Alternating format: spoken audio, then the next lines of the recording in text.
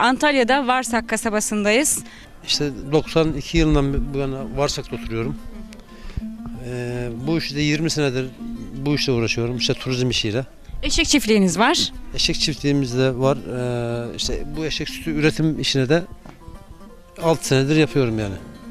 Şimdi sevgili izleyiciler, gerçekten günümüzde artık hastalıklar ve bilmediğimiz daha birçok hastalıklar çıkıyor ama eşek sütünün bu derecede faydalı olduğunu bilmiyordum. Eşek sütü valla birçok hastalığa faydalı. İşte çocuklardaki bronşit hastalarına, boğmaca, ondan sonra astım, ondan sonra işte bu yaşlılarda kemik erimesine, kanser hastalarına, yani kanser hastalarının her türünü veriyoruz yani. Size ne çeşit hastalar geliyor ve ne sonuçlar aldılar? Valla bize gelen hastalardan en fazla gelen hastalar kanser hastaları şu ana kadar gelenlerde. Kanser hastalarda eğer kanser hastalığı son evrelere gelmediyse, yeni başlangıç veya orta halde olduğu zaman ve çok iyileşen hastalarımızı hani kendi gözümüzle burada gözlemledik yani. Başlangıcından takip ettim. Önce memelerini yıkadınız. Çok güzel, el değmemiş bir şekilde süzüldü. Bunlar çok önemli. Yani şimdi onları anlatmak istediğim zaman mesela ilk önce bu eşeklerimizin her gün normal mesela kaşığa bakımı yapıyoruz. Kaşığa bakımından sonra sağıma geçmeden önce normal memeleri güzelce ılık suyla yıkıyoruz. Yıkadıktan sonra bir 10 dakika falan geçer. Normal o memeler olduktan sonra sağım işlemine başlıyoruz. Makinemizde hiç el değmeden sağıyoruz ve bu sağdığım sütü normal güzelce süzüp ambalajlama işlemlerini yapıyoruz yani.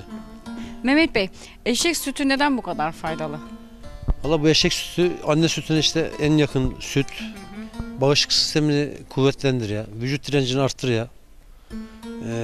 Yani sayamadığımız bir dünya birçok faydalar var yani. Anne sütüne en yakın olduğu için diyorsunuz. Bağışıklık sistemini de güçlendiriyor. Evet, bağışıklık sistemini kuvvetlendiriyor yani. Eşek sütünü biz Türkiye'nin her yerine gönderiyoruz. İşte bu termoslarımız var özel. Bu termosların içine hani buz katıp kargo ile eve teslim her yere, Türkiye'nin her yerine gönderiyoruz. Dondurulmuş buz falan mı koyuyorsunuz yanına? Çünkü sütün bozulmaması için. Yok, sütü taze sağdığım sütü buz katıp böyle gönderiyoruz yani.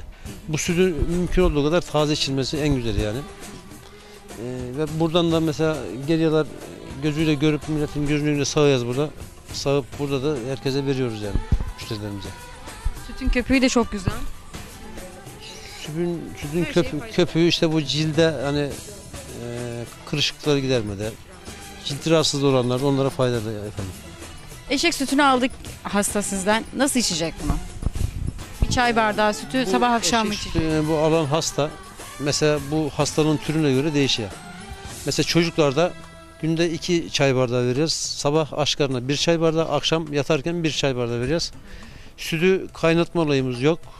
Sütü böyle yani hafif ılık şekilde çocuklara içiriyoruz yani. 10 gün sonunda o çocuk iyileşmediği zaman biz aldığımız parayı da geri iade etme şartını, garantisini veriyoruz yani.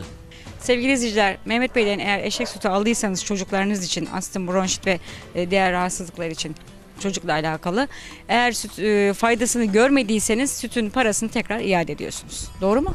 Doğrudur efendim. Bu kadar eminim. Bu tek bronşit için değil çocuklarda. Çocuklarda bronşit hastalığı, astım hastalığı, bu bademcik iltihaplanması, boğmaca bunlara %100 garanti veririz efendim.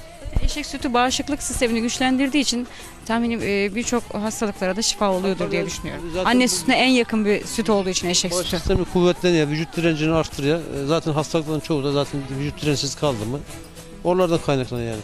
Bu çocuklardaki mesela bu işte artık o balgam söktürücü özelliği var bu sütün. Astımlı olan çocuklarda en fazla faydası bu yani. O balgamı söktürdüğüm zaman çocuk zaten ondan sonra rahatlıyor yani hiçbir şey kalmıyor. Şu ana kadar verdiğimiz kişilerden en ufak bir tepki almadık yani benim çocuğum fayda görmedi diyen böyle bir hastamız yok Allah'a şükür yani. Sevgili izleyiciler, biz buraya 2 seferdir gelip gidiyoruz. Gelen hastaların yorumlarını ciddi anlamda dinliyoruz. Gayet memnunlar. Eğer bebeğinize süt içiremiyorum, sütüm kesildi diye üzülüyorsanız eşek sütü anne sütüne çok yakın olduğu için bebeğinize rahatlıkla eşek sütünü içirebilirsiniz. Türkiye'nin her yerinde ihtiyaç sahibi olan müşterilerimize içini hani rahat bir şekilde burada hiç el değmeden normal makinelerle sağımını yaptığımız sütleri müşterilerimize temiz bir şekilde ulaştırıyoruz.